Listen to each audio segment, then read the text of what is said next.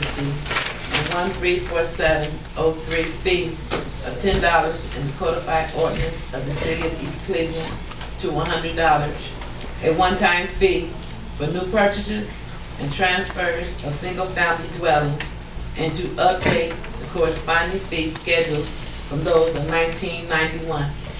Requested by Mayor Brandon King, sponsored by Council President Joei. Any discussion? I gotta make a motion. I'd like to make a motion that we adopt 1617.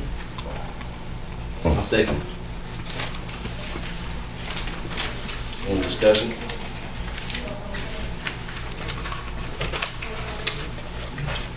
Councilor Pitts, Yay. Councilor Martin, Nay. Councilor Thomas, Councilor Smith, Yay. Councilor Brown. Yay.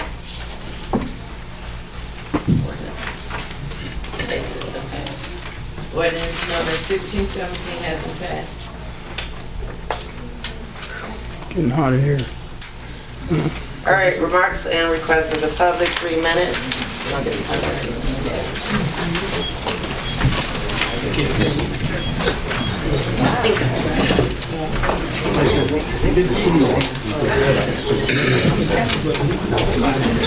Before we start with that, I just want to thank Ms. Davis for filling in. She was sworn in as a deputy clerk. Our Dr. Guy is on vacation.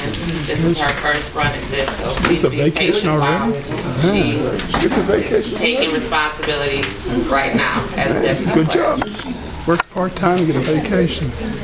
So before we go into the public remarks, I invited the Director of Community Development and the Finance Director tonight to the Council's pleasures of fielding any questions you may have in regards to any of the legislation or any other remarks or issues that you may have. So before they leave, before we get into this, I was just wondering if you wanted to hear from them, because they'll probably leave now. You didn't change the, No, we're fine. We're just going. Okay, thank you for coming out. Yeah. I want to hear. I want to hear. I disagree. I want to hear what they have to say. They came out, the courtesy. Dr. Blov, yeah. We're not clear on this.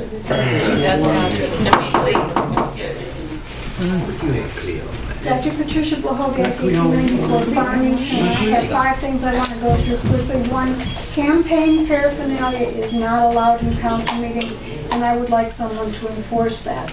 Number 2, thank you to Council Member Nathaniel Martin for attending graduation, Shaw High School graduation, along with 4 out of 5 of the school board members were present. Mayor King, I'd like you to listen carefully, because you obviously didn't listen carefully the last 2 times I said this. Our regular school board meeting is on the 2nd Monday of every month. The usual exception is in November. There are other rare exceptions, but the school board meetings are on the 2nd Monday of the month. One might wonder whether you're trying to keep school board members away from your meetings, since you keep on doing this. This is the 3rd time. I also have nonpartisan petitions addressing the issue of gerrymandering that I hope that a lot of the people here will sign before they leave. Item number 5. There is a house on my street that has grass over 3 feet tall, which I intend to contact the administration about soon.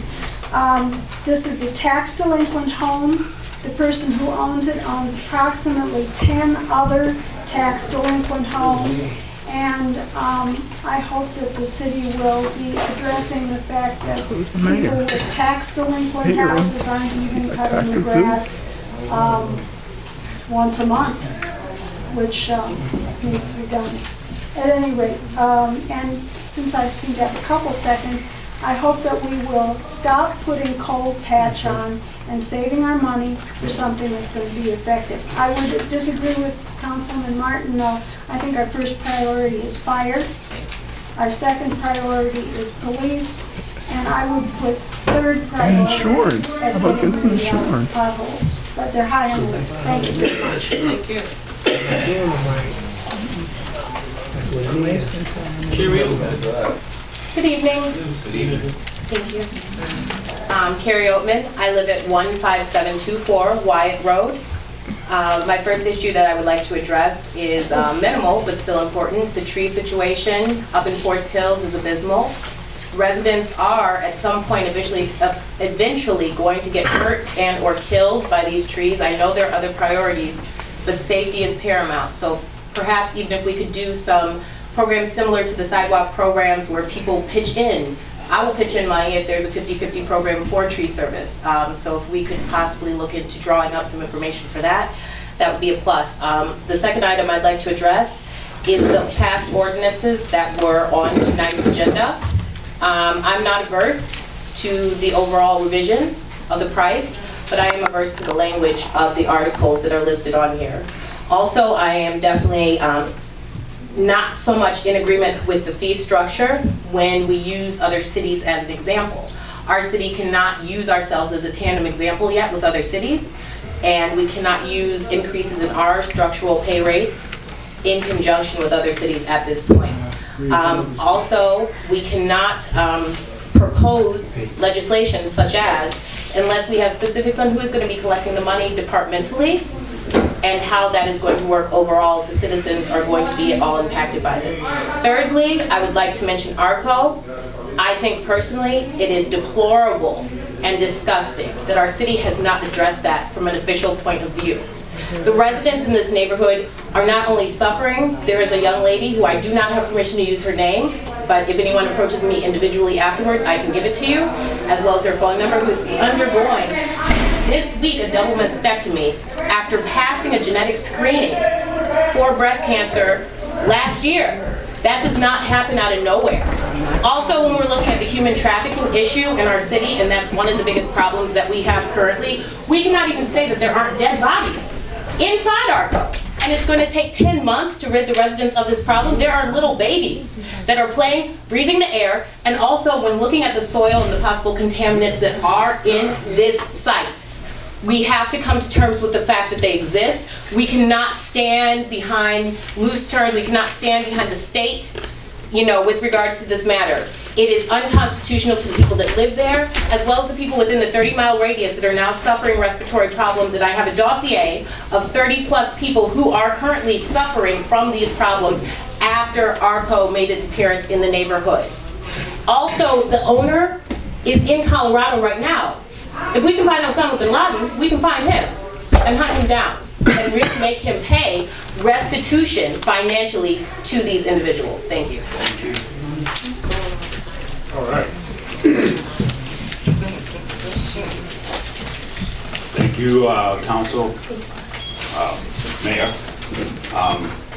I came today, first of all, I want to say I appreciate the proceedings, the way they've gone tonight. I haven't been to a council meeting in a long time, simply because of the way they were ran.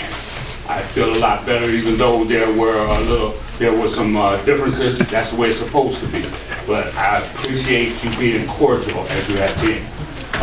One concern that I'd like to bring up, I've been to the General Services Committee meeting a few months ago, and I discussed the some ordinance being some legislation